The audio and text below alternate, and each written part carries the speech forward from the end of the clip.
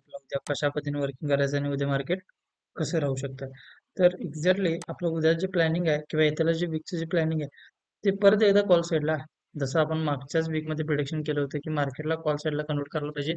24,520 ला मार्केट जायला पाहिजे हे आपलं टार्गेट होतं आणि हे कोणालाच कल्पना नव्हते. एवढं तर तुम्हाला मी सांगू शकतो. तुम्ही जर माझं प्रिडिक्शन बघत असाल तर फक्त तुम्हालाच एवढी कल्पना असेल की 520 हे टार्गेट नेक्स्ट येणार आहे. जसं सांगितलं होतं त्या पद्धतीने जर असं एक मार्केटमध्ये एक फॉल आला होता. फॉल हा पण आपण त्या दिवशी सांगितलं होतं की जरासं मार्केटमध्ये फॉल येऊ शकतो. फॉल येऊन परत एकदा रिकव्हरी दाखवली आणि रिकव्हरी अशी दाखवली की तुम्हाला 520 तुमचं टार्गेट अचीव्ह करून दिलं.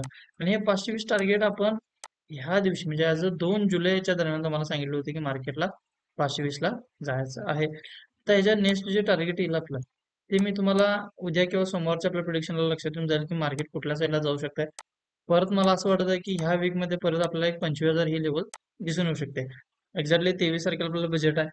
त्या बजेट नंतर अजून मुवमेंट जरासं सस्टेन होऊ शकते किंवा साईडवेज होऊ शकते. बऱ्याच वेळा बजेट जर चांगलं असेल तर तिथून मार्केट क्रॅश पण होऊ शकते कारण 4 जूनला क्रॅश झालं ना. बऱ्याच जणांना असं पण वाटत असेल की मार्केट बूम व्हायला पाहिजे. आपल्याला पण वाटते बूम व्हायला पाहिजे. पण हवं तसा असा रिझल्ट दिसत नाही. कारण तुम्ही ऐकलं असणार की F&O टॅक्स वाढवला जाणार आहे किंवा बऱ्याच वेगवेगळ्या अशा गोष्टी ऐकल्या असणार आहे.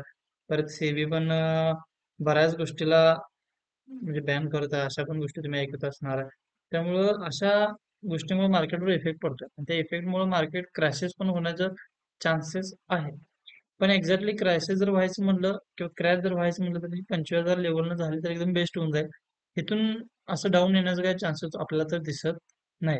कारण तुम्ही बाकी जर स्टॉक्स बघितला HDFC, रिलायन्स, ICICI किंवा ॲक्सिस कुठलाही जर तुम्ही स्टॉक्स बघितला तर ह्या स्टॉक्समध्ये एक बुलिश मोमेंटच दाखवत आहे. बेरिश कुठल्याही स्टॉकला सहज दाखवत नाही.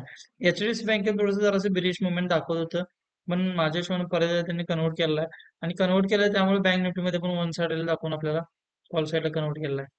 HDFC मुळे झालेला आहे आणि माझ्या हिशोबानं कंटिन्यू हीच राहिली पुढे पण राहील. नेक्स्ट टार्गेट 53,020 बँक निफ्टी आणि त्याच्यावरती काय आहे तसं राहू शकते.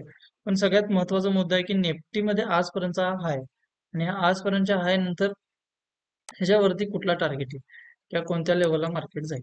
माझ्या हिशोबाने जर फ्लॅट ओपन जर झाला तर तुम्हाला सकाळी एक 11-12 दरम्यान लगेच ग्रुपला आपला मेसेज येऊन जाईल की नेक्स्ट टार्गेट काय. समजा की आपण ओपन झाला तर मग तुम्ही 1:4 किंवा 1:5 घेऊन तिथून बाहेर पडू शकता. ह्याच्यावरचं टार्गेट आपल्याला सांगता येणार. पण लॉंग टर्म मध्ये किंवा येत्याला वीक मध्ये मग 25,000 लेवल तुम्ही धरले चालू शकता. 25,020 किंवा 25,040 ह्या दरम्यान 60-50 पण जाऊ शकतं मार्केट. ओके आणि शॉर्ट टर्म मध्ये म्हटला तर तुम्हाला जसं आपण इथं एरो मार्क केल्यात ह्या दरम्यान फ्लॅट ओपन झाले इथून कॉल साईडला बसा, ह्याच्या खाली डाऊन पुट साईडला बसा आणि कंटिन्यू पुट वगैरे ह्या सगळ्या गोष्टी इथं दिल्या आहेत. ह्या झोनच्या जर खाली आला तर साहजिक कॉल साईडला विचार करणे.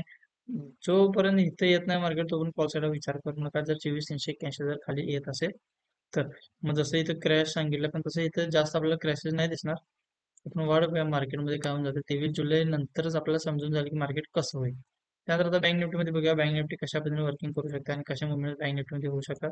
तर एक्झॅक्टली बँक निफ्टीमध्ये पहिलं target, second, third target put साईडला जर असं कन्वर्ट केलं असं दाखवत आहे पण टाइम फ्रेमवर 5 मिनिट लावलेला आहे.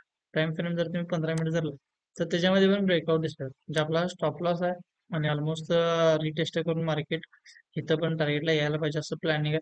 पण निफ्टीनं जर फ्लॅट किंवा गॅप अप केले तर हे इथं एंट्री घेणं चुकीचं आहे. एकतर टार्गेट द्यायचं म्हटलं तर गॅप डाऊनच व्हायला पाहिजे आणि आता फ्लॅट वगैरे होऊन जरा खाली येणं अशक्य गोष्ट आहे. त्यानंतर मार्केटमध्ये जर चांगली मुवमेंट म्हणला तर मग 52,696 क्रॉस झाल्यावरच आणि नंतर सहज आपल्याला जास्त मुवमेंट अशी दिसून येत नाही मार्केटमध्ये. ओके आणि आपलं जर तुम्हाला प्रिडिक्शन जर आवडत असेल किंवा आपल्या लेवल जर तुम्हाला प्रॉपर वर्किंग होत असेल किंवा तुम्हाला जर चांगल्या पद्धतीने प्रॉपर होत असेल तर तुम्ही तुमच्या फ्रेंड सर्कलमध्ये आपल्या चॅनल सेंड करा, लाईक करा आणि कमेंट करा आणि सबस्क्राईब करा. थँक्यू.